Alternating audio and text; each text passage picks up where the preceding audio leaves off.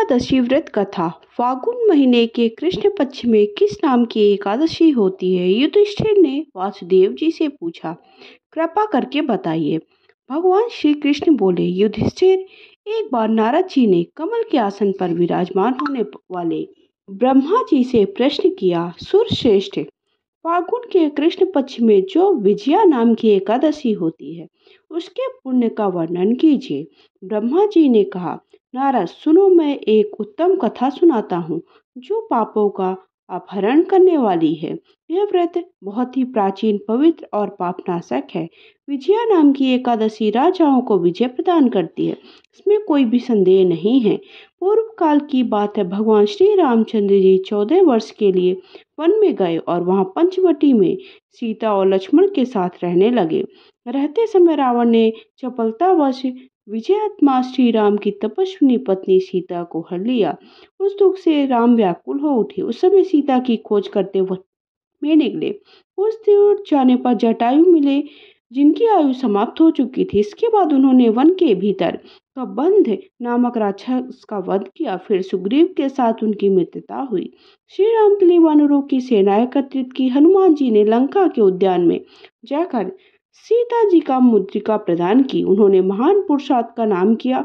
वहीं से लौटकर वे श्री रामचंद्र जी से मिले और लंका का सारा समाचार निवेदन किया। हनुमान जी की बात को सुनकर श्री राम ने सुग्रीव की अनुमति से लंका को प्रशस्त की करने का विचार किया।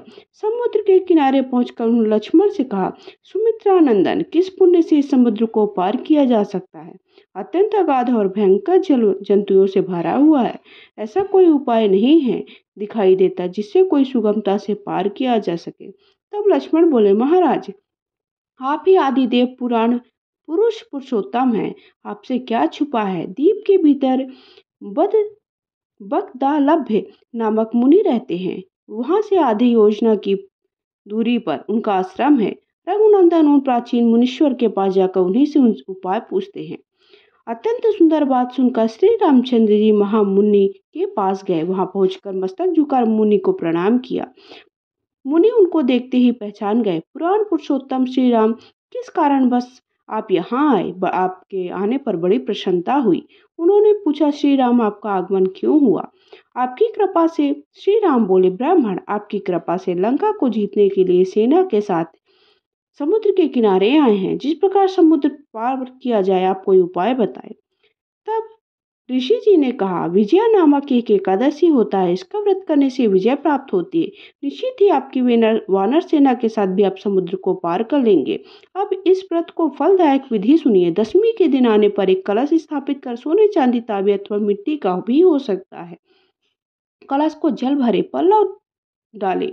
भगवान नारायण के सूर्यवर्णम विग्रह की स्थापना करें। एकादशी के दिन स्नान करके कलश को स्थापित कर माला, चंदन, सुपारी, नारियल आदि से पूजन कर कलश में सप्तधान और जौ रखें। गंध, धूप, दीप आदि से नैवेद्य से पूजन कर कलश के सामने बैठकर सारा दिन उत्तम कथा वार्ता करें। रात में भी जागरण कर अखंड व्रत की लिए घी का दीपक जलाएं। द्वादशी के दिन सूर्योदय होने पर कलश को किसी जलाशय के समीप नदी, चढ़ने, पोखर में ले जाकर स्थापित करें। उसकी विधि विधान से पूजा कर देव प्रतिमा सहित कलश को ब्राह्मण को दान दें। कलश के साथ ही बड़े बड़े दान भी कर सकते हैं।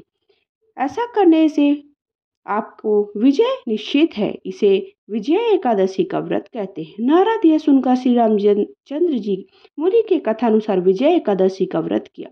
व्रत के करने से श्री रामचंद्र जी विजय हुए। उन्होंने संग्राम में रावण को मारा, लंका पर विजय प्राप्त किया और सीता को प्राप्त किया। बेटा, जो मनुष्य इस विधि को व्रत करता है, इस लोक में विजय को प्राप्त करता है और उसका परलोक में भी अक्षय होता है। भगवान श्री कृष्ण कहते हैं, युधिष्ठिर, इस कारण विजय एकादशी का व्रत करना चाहिए। इस प्रकार से इस प्रसंग को पढ़ने और सुनने वाले को भी वाजपेयी यज्ञ का फल प्राप्त होता है। तो इस तरह से हमें विजया एकादशी का व्रत क्यों करना चाहिए, व्रत की कथा क्या है और व्रत का क्या फल है, मैंने आप सभी को सुना दिया है। पूजा की विधि का वीडियो चैनल पे पहले ही अपलोड कर दिया, आप सब जाकर वहां पर जाकर देख सकते हैं। विजया एकादशी फागुन महीने की एकादशी है। इस दिन सुबह आप नहा धोकर साफ कपड़े पहने मूर्ति के सामने दीपक जलाकर उनका पूजन करें। भगवान विष्णु की पूजा करें, उन्हें पीले फल पीले भोग चढ़ाएं। विजया एकादशी व्रत करने से आपको असंभव से भी असंभव काम पूर्ण करने में सफलता मिलती है। इसलिए विजया एकादशी का व्रत अवश्य करना चाहिए। अगर आप किसी भी क्षेत्र में सफलता प्राप्त करना चाहते तो ये बहुत ही उत्तम व्रत है। तो हर घर में के हर सदस्य को ये व्रत अवश्य करना चाहिए। आज के दिन चावल का सेवन ना करें। ओम नमो भगवते वासुदेवाय नमः।